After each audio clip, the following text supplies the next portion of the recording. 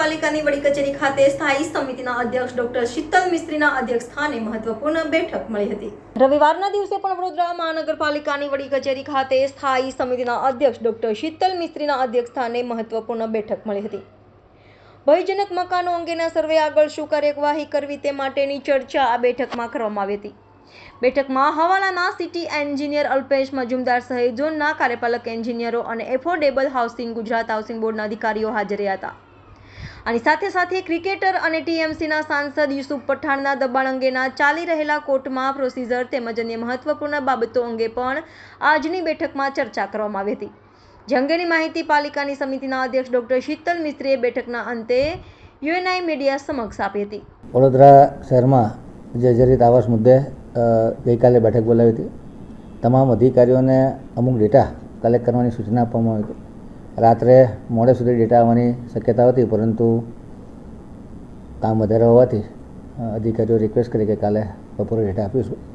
ખાસ કરીને વડોદરા શહેરમાં કેટલા જર્જરિત આવાસો છે અને એમાં શું એક્શન લીધી અને આગામી સમયમાં શું એક્શન લેવામાં આવે, જેથી કરીને પ્રજામાં અસંતોષ ન થાય અને પ્રજા સુરક્ષિત અને સલામત બને।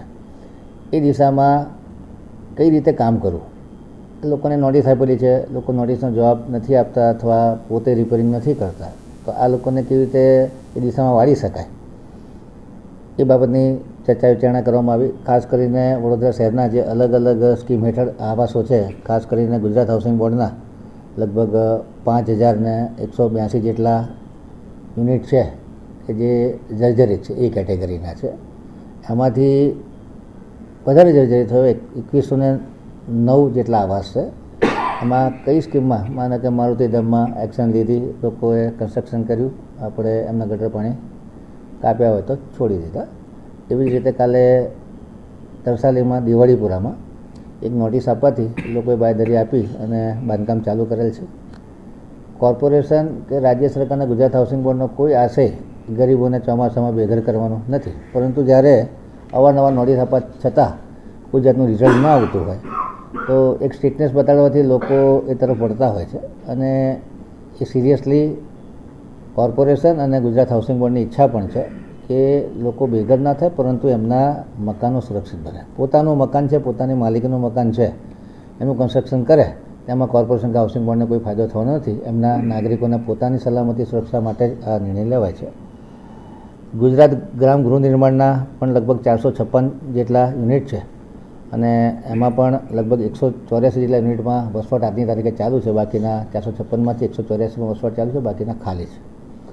એવી જ રીતે વીએમસીના ઈડબ્લ્યુએસ અને વાંબેના મકાનો છે, એ પણ લગભગ 252 જેટલા યુનિટ છે અને ખૂબ જર્જરિત હાલતમાં છે।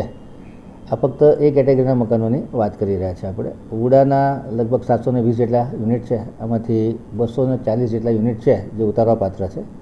આ 240 યુનિટમાંથી ફક્ત 48માં જ લોકો વસવાટ કરી રહ્યા છે। એટલે જ્યારે કોઈ એક્શન લેવામાં આવે તો 48 લોકો અફેક્ટ થાય એવું છે।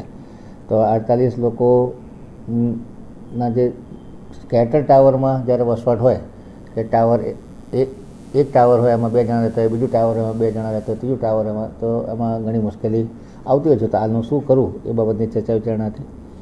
બીએસયુપીના આવાસો છે, ખાસ કરીને જીવનનગર ખાતે 10 ટાવરના ટોપ ફ્લોરમાં લગભગ 80 જેટલા લોકો રહે છે અને એક ટાવર સંપૂર્ણપણે જર્જરિત છે। જાંબુઆ ખાતેના 6 ટાવર છે, એ પણ જર્જરિત છે। એટલે આગામી દિવસોમાં આ બધા જે જર્જરિત આવાસો છે એ ખૂબ જર્જરિત છે, એની પર કંઈક ને કંઈક તો એક્શન લેવી પડશે। તો એક્શન પ્લાન લેવા માટે આજે મિટિંગ કરી હતી। ખાસ કરીને આજે તમામ પ્રકારના ડેટા કલેક્ટ કરવામાં આવ્યા છે। પ્રજાના પ્રતિનિધિઓને સાથે રાખી અને અધિકારીઓને સાથે રાખી ખાસ કરીને ગરીબ પ્રજા હેરાન ના થાય અને સુરક્ષા સલામતી વધે અને કોઈ જાનહાનિ ન થાય એ પ્રમાણે જે હાઈકોર્ટ અને રાજ્ય સરકારના આદેશો છે અને એમની જે નીતિ છે એ લોકો અનુસરે, જેથી કરીને વડોદરાની જનતા વધુ સલામત અને સુરક્ષિત રહે। એ સિવાય બીજા પણ જે કોર્ટમાં કેસો ચાલે છે એની પણ ડિટેલ લેવા માટે આજે રજાનો દિવસ છે, તો જે માઇનર ડિટેલ જોવાની હોય કે યુસુફ પઠાણ પણ કોર્ટમાં ગયેલા છે, એના શું સ્ટેટમેન્ટ છે અને કઈ પ્રકારના પ્રોસિડિંગ ચાલી રહ્યા છે। એવી જ રીતે બોટકાંડમાં પણ કોર્ટમાં પ્રોસેસિંગ ચાલી રહી છે। કોર્પોરેશન તરફથી શું જવાબ આપવામાં આવ્યા છે અને સામેથી શું આર્ગ્યુમેન્ટ છે, આ બધાની ડિટેલ આજે રવિવારનો દિવસ છે એટલે સિટી એન્જિનિયર સાહેબ, એક્ઝિક્યુટિવ એન્જિનિયર અને ગુજરાત હાઉસિંગ બોર્ડના અધિકારીઓ સાથે બેસી અને ચર્ચા વિચારણા કરવામાં આવી. ચોમાસા દરમિયાન જે અમારી આપાતકાલીન ટીમ હોય એ લોકોને પણ સૂચના આપવામાં આવી કે જે ઝાડ પડી જાય એવા છે, કોઈ જગ્યાએ ઇમરજન્સીમાં ભૂવો પડે કે કોઈ જગ્યાએ મેજર વોટર લોગિંગ થાય તો એનું રેસ્ક્યુ કેવી રીતે કરી શકાય અને એને કેવી રીતે કંટ્રોલમાં કરી શકાય એ માટે તમામ અધિકારીઓની જે ટીમ બની છે એ લોકોને પણ સૂચના આપી છે કે વોટ્સએપના મેસેજો તાત્કાલિક જોઈ અને કાઉન્સિલરના મેસેજ હોય કે મીડિયાના મેસેજ હોય જે જગ્યાએ ઇમિડિયેટ એક્શન લેવાની જરૂર હોય ત્યાં એક્શન લેવામાં આવે, જેથી કરીને કોર્પોરેશન તંત્રનો રિસ્પોન્સ સારો છે એવો પ્રજાને મેસેજ જાય અને જે કોઈ તકલીફ પડે એમાંથી પ્રજાને રાહત મળી શકે.